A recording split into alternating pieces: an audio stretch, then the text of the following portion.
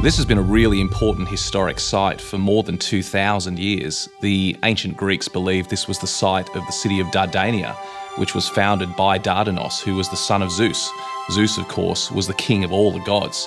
The story that's also connected to this site is one of the most famous of all the ancient Greek legends, the story of the ram with the golden fleece. According to legend, the princess Hele was rescued by this flying ram. They flew out across the waterway. She couldn't hold on. She fell into the water and she drowned there. And today that waterway is named after the two Greek heroes that were most prominent here, Dardanos and Heles. And we combine those names into the waterway we're sitting beside right now, the Dardanelles. We sit here this morning at Dardanos, on a place surrounded by myths and histories that are more than 2,000 years old.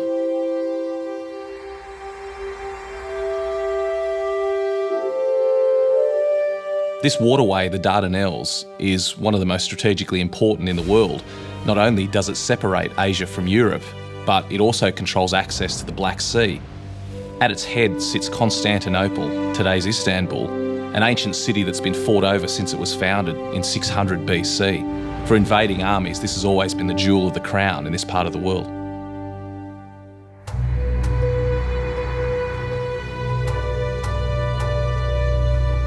By 1915, the Turks had joined the Germans in the war, and this had effectively cut off Russia from her allies, France and Britain.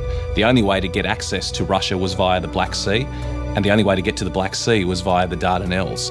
So Britain and France started to think about capturing the Dardanelles, bombarding the Dardanelles, opening up that waterway to give access to the Black Sea, and also that would enable them to bombard Constantinople. The British and French started thinking if they could force the Dardanelles, and if ships could anchor off Constantinople, what would that mean for the war effort? Would it scare the Turks out of the war? Would the Germans decide that the Turks weren't such a good ally after all? This could even bring an early end to the war. Once again, the Dardanelles were on everyone's mind. The Turks were well aware of the importance of the Dardanelles. They'd fought in this land for thousands of years, and they knew that this waterway had to be defended. And they did that by building a series of forts down both sides of the waterway. They also installed mobile artillery batteries which could fire and move very quickly. But most importantly, they choked the waterway with sea mines. It was going to be very difficult for any Allied ship to clear the straits. The British and French underestimated the Turks. They thought of the Ottoman Empire as the sick man of Europe. They didn't think the Turks would stay and defend their homeland. They thought at the first sight of a British or a French ship in the Dardanelles, the Turks would turn and run. It wouldn't be the first time in the campaign that they would underestimate the Turks, but it would have disastrous consequences.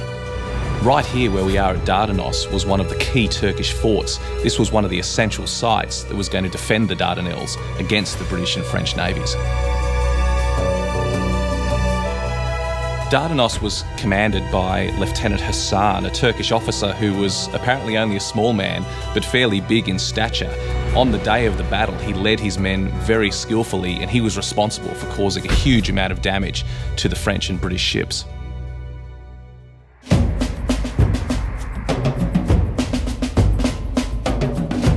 In 1915, a young Winston Churchill was First Lord of the Admiralty, and he came up with a daring plan to force the Dardanelles. He wanted to send a fleet of British and French ships into the waterway, destroy the forts on both sides, clear the mines, and sail on to Constantinople in glory. The problem was, the French and British ships were old and obsolete. They just were not up to the task of destroying the forts. Worse still, the boats designated to clear the mines were unarmed trawlers. They were crewed by civilians who weren't used to operating under fire.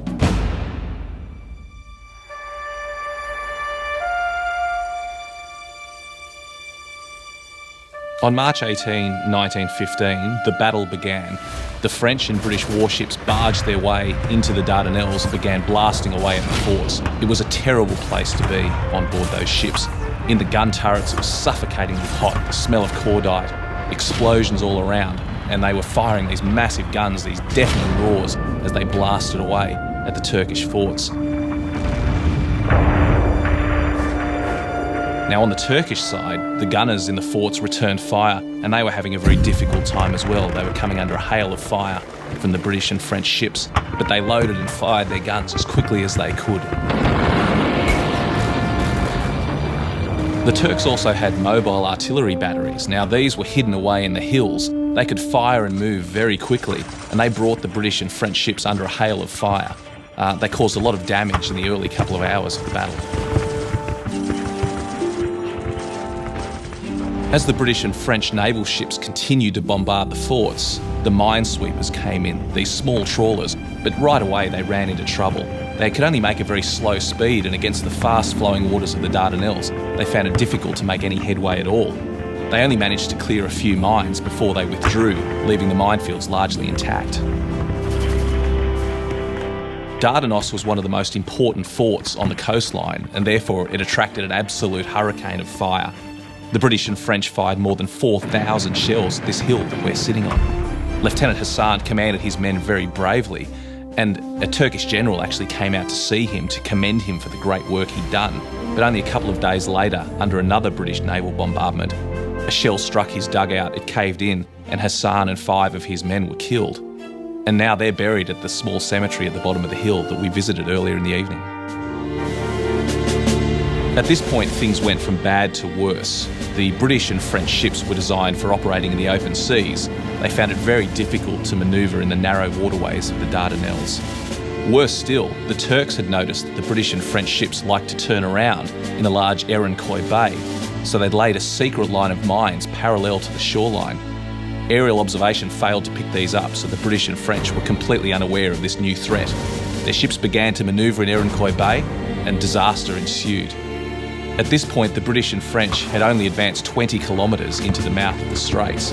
Constantinople was another 250 kilometres away. Disaster was inevitable.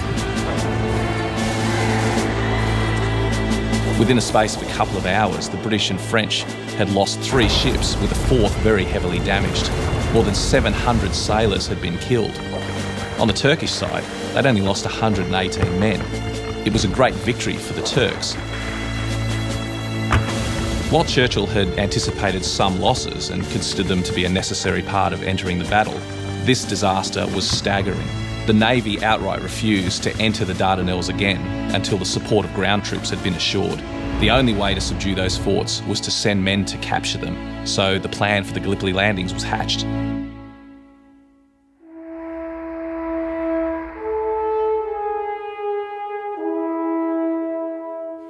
To counter the Turkish defences of the Straits, the plan was to land an army on the Gallipoli Peninsula.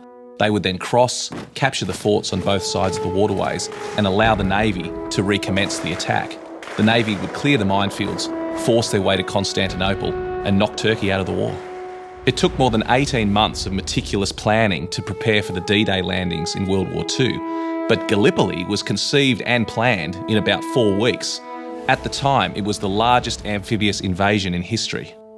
At dawn 100 years ago today, on the 25th of April 1915, on that peninsula just in front of us, the Gallipoli landings began.